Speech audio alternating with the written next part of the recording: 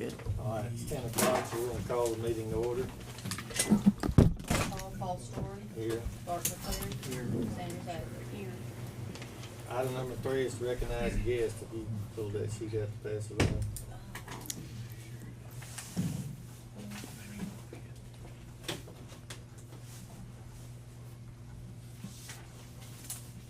We'll pass around and sign in sheet. Thank everybody for being here today.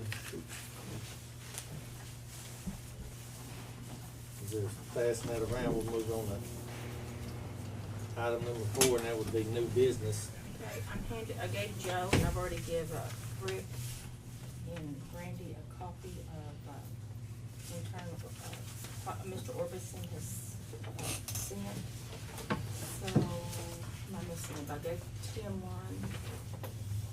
This is what I had talked to him on the authority on the jail, what type that we should use. And we probably, this is another county, but this is kind of what we need. But basically, it's not probably everything. This is just because it's a bigger county. Interlocal cooperate on this, on the jail financing agreement. And you can change it some, he said, and he would be willing to come down and talk to us, or he would be willing to write this up and us oversee if this is what we want. So, I don't know, Tim, he's been reading on it. I don't know fully on that. I think it saves the county money that we let him write it up. I mean, we had him down here once, and he told us a direction to go. We start going that direction, and then he explains to us that's not the right direction that he thinks that we should go. I would like him to write it up, what he thinks would be best for our facility, since he knows our facility. Send that to us, because if we bring him down here, we're gonna be paying him again, and then we're gonna send him back to write it up. If we let him write it up, then he sends it, and then we review it, then we can bring him down one time instead of 2 or 3. He's got multiple options, and you need to sort them out before he writes it up. I agree, Randy, except for the fact we've already brought him here. Well, He told us a direction. Maybe you need to go there, that'll be a lot cheaper. Man, it's fine too. I'm all, but, me. But this is something we can look at, think about before we have our next meeting and put this in. And like I said, he is willing, we just have to call him and check his schedule on it. He's pretty flexible, he said. Tim, I've been up there once. I'll go back up there with you. Once, Yeah. you know, I think we all ought to go over it. I think we need to go over it at our next board meeting. Go over it, and then set up a meeting with him and go up there. I'd rather go up there than have to pay him to travel down here if we're gonna do that way. I'd like to see him write it up with what because that's Tulsa County. There's a lot of things in there, like we discussed, that does not pertain to our facility, because our facility is smaller than theirs. But he'll need that information. He has all, when we talked to him the other day, he has everything that he needs to put in it to make our facility operate as if Tulsa County is operating. When we talked to him on the phone, he had everything that he needed to fill in and plug in, but he did not want to plug that stuff in until we were able to look at that agreement that the Board of County Commissioners and the Tulsa County facilities have put together. So that's what he sent that for. So has anybody got back to him on this? I have not. Sandra and I, we just got it last week, and we've been reviewing it. Since he said it to me the day that I talked to him, he was going to Tulsa County to talk to them again about theirs before they renewed it. And so he said for us to overlook this and then see if, but this is what he suggests. This is the one he suggests. And I asked him, is there any other one that we need? And he said this would be best to see those. If Tulsa County uses it, and they're a larger county than we are, and like I say, it won't be as much as theirs because it's so much more in depth with theirs than ours. I like it. It outlines a lot of stuff. It outlines their sales tax issues. It goes through the different deals. It goes through the collection and the deposit of jail revenues, how they should be sorted out. And there is some things in there that you can change if you want. If you don't agree with the allegations, he said there is other ways you can do it, but everybody needs to be on the same track when it's done. I've got mine highlighted. I'm trying to figure out, there was one deal that really just didn't pertain to us because it was a size issue.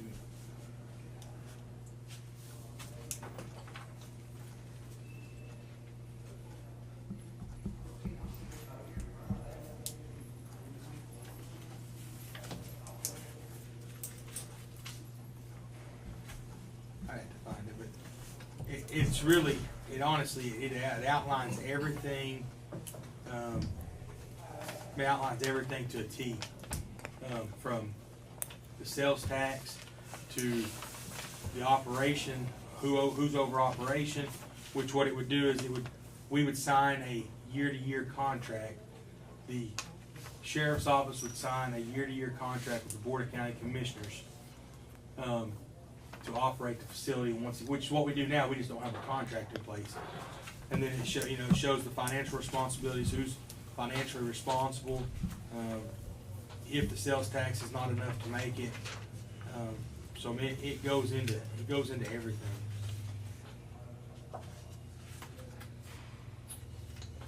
Shouldn't the board review this suggestion? That's why we're gonna do it at the next board meeting. And then once it's finalized here, once Mr. Oberson about it, how you'd like that rolled up and get it done. Yes. once the board agrees on it, we'll then make contact with Mr. Orbison, have him write it up, and then I'll present it to the Board of County Commissioners for their approval. Because it has to be approved by the Board of County Commissioners. And we'll have to have the DA look at it before it's Yes. approved by the It'll go from commissioners. Mr. Orbison to the DA to the Board of County Commissioners.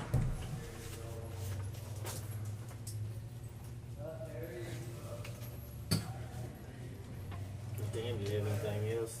We've got 58 in custody, 58 in jail.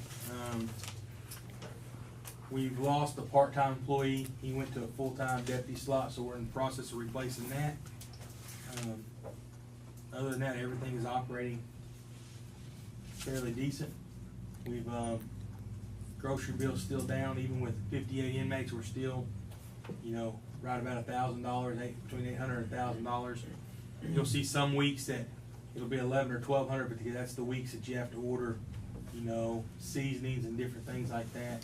But other than that, we're between $800 and $900 every week on food. Sheriff's office side, everything's running smoothly. We're seeing an increase in thefts, less than $1,000. The reason we're seeing that is because of the statute and its misdemeanors. And we get them arrested and they bond out before the paperwork's done on stealing stuff, because it's all misdemeanor crimes. You got preset bonds. Other than that, everything's running pretty smooth. Did you want to discuss that deductible, or you want Oh, to do that in our meeting? However you want to discuss it. We have the and I have that letter at the office. I forgot. We've got everything done, fixed on the jail with the insurance claim. The cameras are fixed. The camera system's fixed. Everything that was part of that insurance claim is fixed. The total insurance claim was $21,613. I think is what it was. The insurance check was $8,649. I think something, a little over $8,000. Sheriff's office we will cover the difference of the deductible. I don't feel, we can't cover the deductible, but I don't think that the jail and the sheriff's office should be penalized for the whole county's deductible. We talked to Sandra. Sandra was going to talk to Mr. Cox. So, we're willing to pay the $11,000. It'd be about $3,300 difference that we're paying, where we came and asked for that for the upgrade, but we're going to pay that. But the deductible, I don't think should be the whole sheriff's office's responsibility or the jail's responsibility to pay the county's deductible. On the deductible, if you do not have accidents, then there's money that grows into a deductible. There's $33,000 into that deductible, and we can take $10,000 out of that through the insurance, and they will pay it, where there'll be $23,000 left. And and the reason why it's there to grow is if you have several deductibles, it wouldn't be that much, since we have not had that many accidents. Then that way it grows, so we can take that $10,000 out of that we just have to let, the insurance know what we're doing, and I'll have to have the paperwork, and they can pull that out.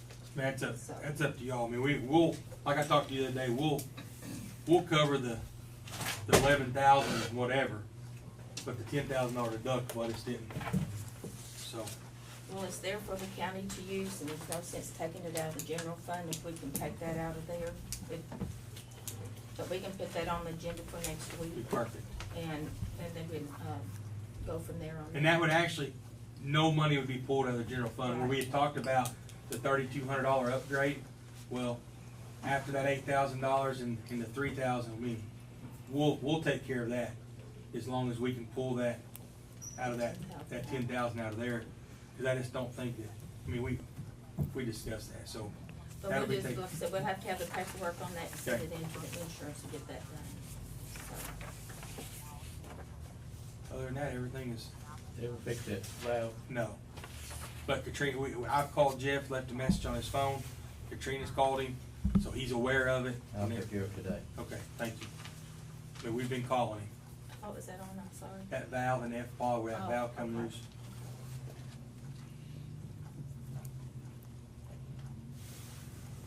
We don't have any other business. Anybody else, any No. business? I've got quite a bit Okay, here. well, go ahead there. I think obviously we got a bunch of rain.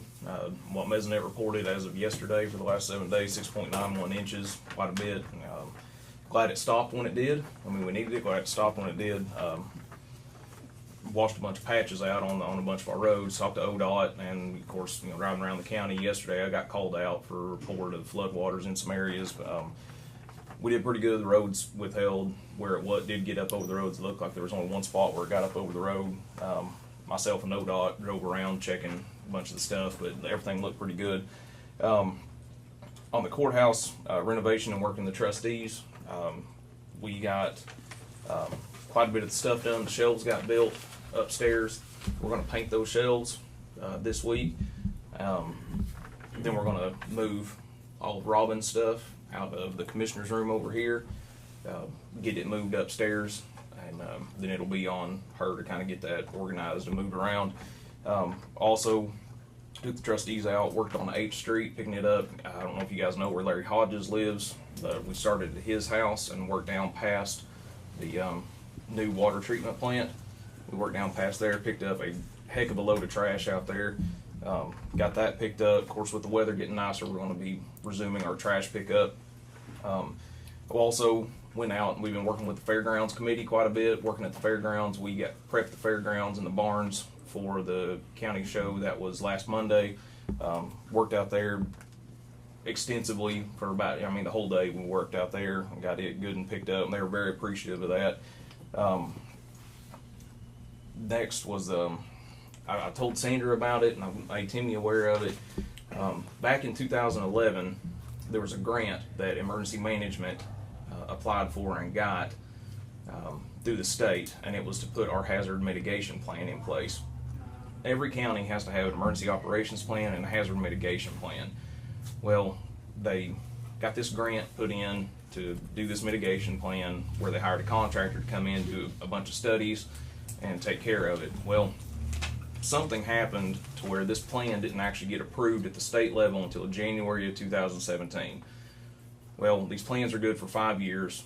We're still good. That plan's good for 5 years from January 2017. That's all fine and dandy. But in November of last year, I got a call from state emergency management saying basically the grant's getting audited to see that we did our part. As you guys know, grants, you have to show in-kind money spent. Well, that information did not get turned in properly, and they're looking for $12,750 of money spent in kind. I have been working on that diligently with state emergency management and the former grant writer, or the grant writer, on trying to get that rectified to where we can show that money spent in kind, because that was on the department, emergency management, and the grant writer to show that. I've sent in everything. I've gone through every bit of paperwork, every file cabinet I've had, found everything that pertained to it, sent it to the grant writer and to the state. I haven't heard back from that. But I'm going to give you the worst case scenario here. Worst case scenario, we're going to be on the hook to pay the state back $12,750. Best case scenario is the grant writer is going to show where those monies were spent in kind, or there might be somewhere in between that we meet. In kind, I thought in kind that's just labor or something we provide. It's not is. actual cash. Now, we worked on that. diligently on this thing, and the problem that we have is this mitigation.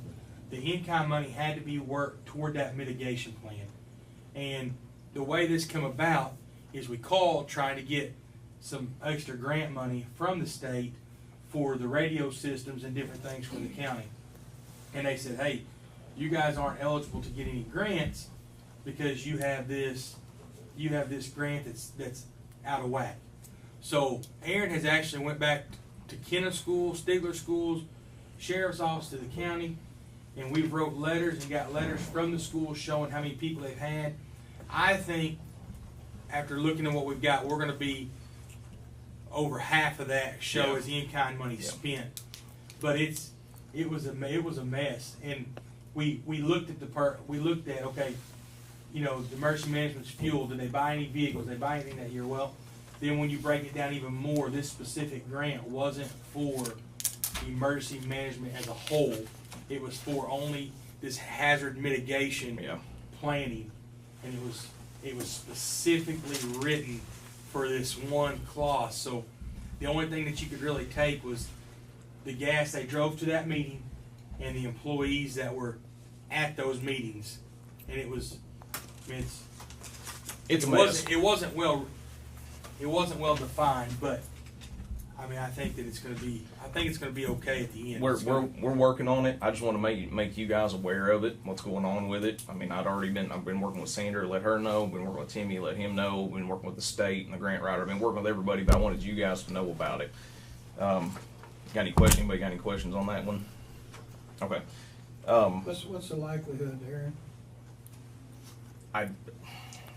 The likelihood that we're going to have to spend some money is pretty good. How much? That's still up in the air. What was the last total that we had number-wise? I can't remember. It was just over $6,000 that we had we had figured up that we could show in kind. So you could be looking at 6,000 to 7,000 Yes. that would have to be paid back. Yes. And it was all because proper paperwork wasn't. Things weren't documented. Yeah, things were not documented well. And I found everything that I could on that documentation and send it up the chain. And I've got a file of it just sitting there in my office, just ready to go to whoever else needs it. But we're just waiting to hear back from the state and hear back from that grant writer, because that grant writer feels as though they can get this took care of. So we're just going to wait and see. Because it's actually the grant writer's responsibility. That grant writer wrote the grant. They get a percentage to oversee the grant. So technically, it's that grant writer's responsibility to make sure the documentation's turned in to the state, and that was never done. Right. The grant writer never got the documentation. Either one, the county didn't provide it, or two, the grant writer never got it. And I spoke extensively. Is this something the grant writer would request? It has to be. They have to have it to finalize it out. They manage that grant, and they should have finalized it, and it don't. Yep. It doesn't appear that it was ever. They didn't do it correct, and talking to the state, this particular grant writing company, there's about 4 or 5 emergency management departments that are in the same boat we are throughout the state, and every one of those was written that are in the same boat, and every one of those, this grant writing company was the grant writer. And so this is an issue, I guess, that they just perpetuated everywhere they went.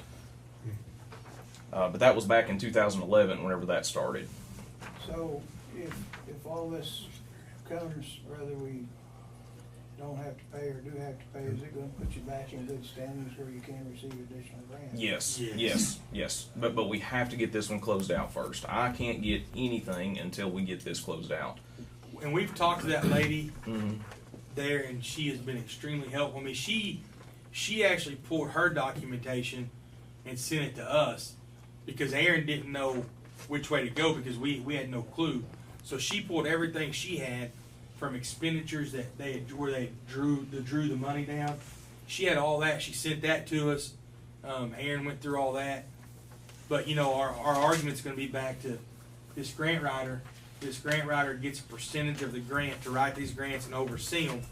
Therefore, because, you know, if they have a paperwork trail showing they request and we never send it, then it's on us. But the way it sounds to me is they, as in, there's a lot of times these grants are never audited. A lot of times these grants will come in, there's money given, and you never get audited on the backside. Sounds to me like they took the chance of there never being an audit on this money. Now there's an audit on this grant, and guess what?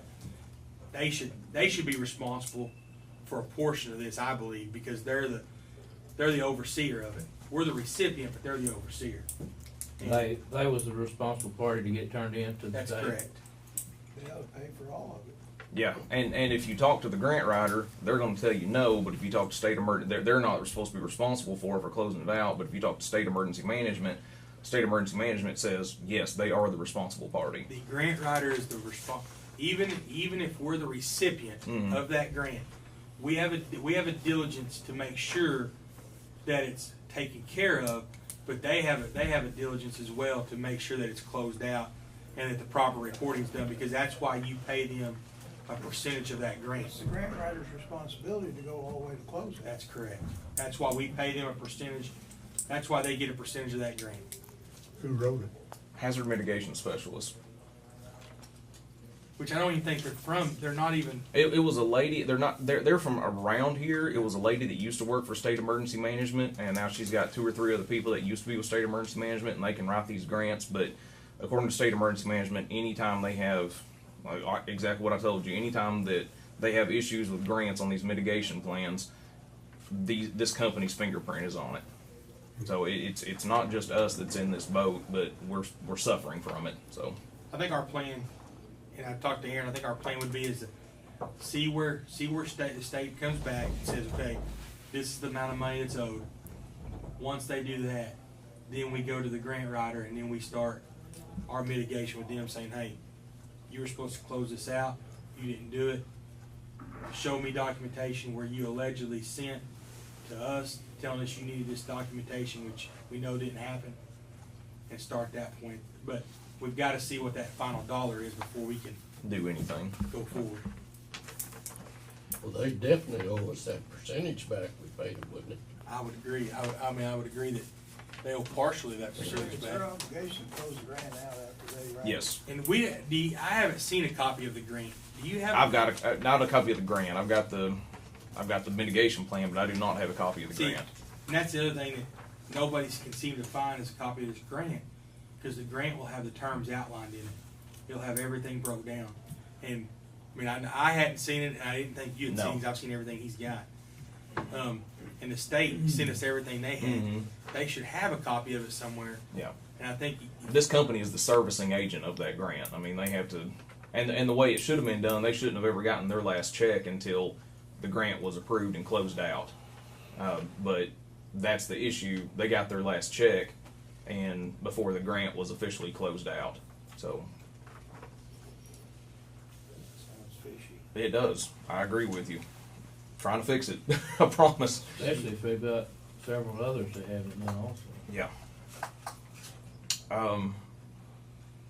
Next thing, last week I was at an emergency management conference, Southeast Regional, and the big push is coming from state as well, is to develop emergency management quadrants, and we're in the Southeast quadrant, and they want to make each quadrant, each region more self-reliant, pull the resources that you have in your area to make your area more resilient, so you're not having to call on state assets unless you absolutely have to. I mean, Pittsburgh County has a huge emergency management program, and we want to be able to utilize what assets that they have instead of automatically calling up to the state and getting resources from them if we can handle it at a more local level. One of the biggest reasons for that is obviously a budget thing, and they even alluded to that. I mean, the budget is cut way down on the state level, and so that was one of the big things that they're pushing now. I'm going to meet with Kenna this Thursday because their fire department has purchased a boat, and I'm trying to facilitate getting the county a water rescue team, since we seem to have quite a bit of that. I mean, we've had 3 instances just in the last 9 months where we needed a boat and either had to rely on the state or Muskogee County water rescue. And so we're trying to facilitate that. Ken already has the boat. I'm just trying to facilitate the training, get the County Fire Association put together 2 to 3 crews, coming from the Sheriff's Department, coming from the different fire departments together, because we have to get those guys certified water rescue before they actually participate in any water rescue, because if something happens and they don't have their certifications training in place, the county's on the hook for it. Tomorrow, I'll allude to that. Tomorrow, I'm going to have a meeting with all the school superintendents in the area, to include Quentin and Forum. One of the big things that they pushed at this regional meeting last week was, and Homeland Security was there for the state of Oklahoma as well, was school safety. And it's just because of the current hot topic issues, they want to push certain things that we can do with the states, coming from first responders as well as schools, that we can all do to facilitate better cooperation and better response from the fire, EMS, and law enforcement standpoint, should a school have an emergency like that. But that's happening at noon tomorrow. You guys are welcome to come if you want to, but all the school superintendents have said that they will be there. So got that happening tomorrow at noon at the VOTEC. Tim, I'm just gonna let you know, I just received a text, I forwarded it to you on that deductible they had sent, so you can read on that and get with them. Okay. So it just- How big of a rescue boat are you talking about? I haven't even seen what they have.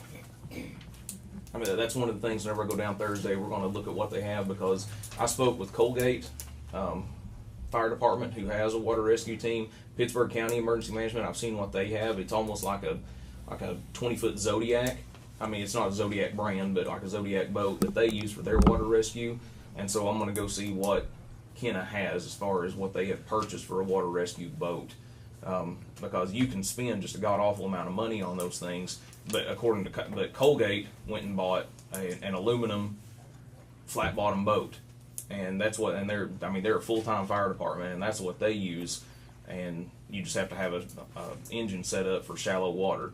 So I'm going to assess what they have on Thursday and get what they're wanting, what their plan is for that, and then trying to develop a county-wide water rescue team. I got to see what equipment they've got, and then we can assess it from there. A jet pump. Yeah. How did Kenna fare over the weekend with all? Oh, they were fine. Yeah. Everything's good? Yeah, everything's good. Good. We didn't have any massive flooding across any county roads. Good. The only place where we could see where any water had gone over the road was over on 71, on Longtown Corner right there. And that It was, floods every time. yeah. Yeah, that happens. Yeah, and that was the only spot, and it held up good from last year whenever they went in and redid that area, and it held up pretty good from that. That's where the low water crossing is. Yeah, that 90-degree Yeah, turn. close. Yeah. That's a bad design there anyway. It's obsolete. And when I talked to Gary, our local ODOT guy, they're on a plan to actually get a bridge in there instead of those culverts. The state is looking at doing a bridge right there. He said now that could happen next year, that could happen within 8 years, but they said it's on an 8-year plan, so where it's supposed to happen within that 8-year window, that's supposed to be a bridge there. Straighten that out somehow. While we're on the Kennet subject and flooding, Zach McQuay asked me again, is there any progress on getting his statement paid on those roll-offs at Kennet? Yes, I talked to them last week, and they're gonna be there in the morning. I'll call you tomorrow. They're gonna be there at 8:30 at the county barn. Okay. Well, you can contact him, me or whatever. Yeah, I talked to him. You talk about Zach? Yes, I have, not in the last week, but I talked to them, and they're gonna be there in the morning at 8:30. And how much is his bill? 8,100, 8,500. 84.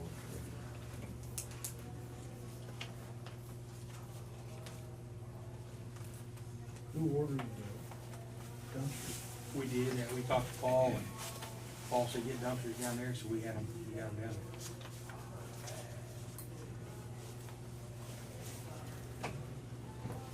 So we'll talk to FEMA, and they said get them. Yeah. So we got them, they were down there and they brought some others in from somewhere else as well.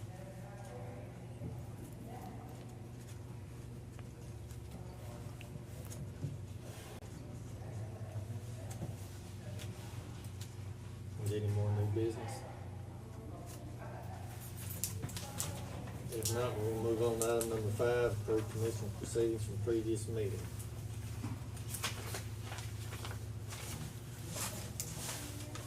Make a motion on number 5. Second. Paul Story, Yes. Mark McCray, Yes. Sandra Bennett. Yes. Item number 6 is approve blanket POs. And for Southside Fire Department, we have one for $500 to Total Express. Southside $250 to O'Reilly's. Then from, we got $1,000 to Stigler Stone. $1,000 to Rocket Stone.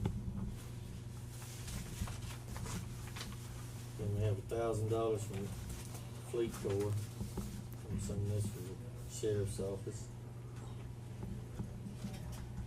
And we have $300 for the Fleet Corps from the jail. And then we have one for $1,600 for Performance Foods. Those would be the blanket POs for this week. Motion approved. Second. Paul Story, Yes. Mark McCray. Yes. Sandra Bennett. Yes. Item number 7, signed appropriation, transfers, appropriations, checks received, and POs.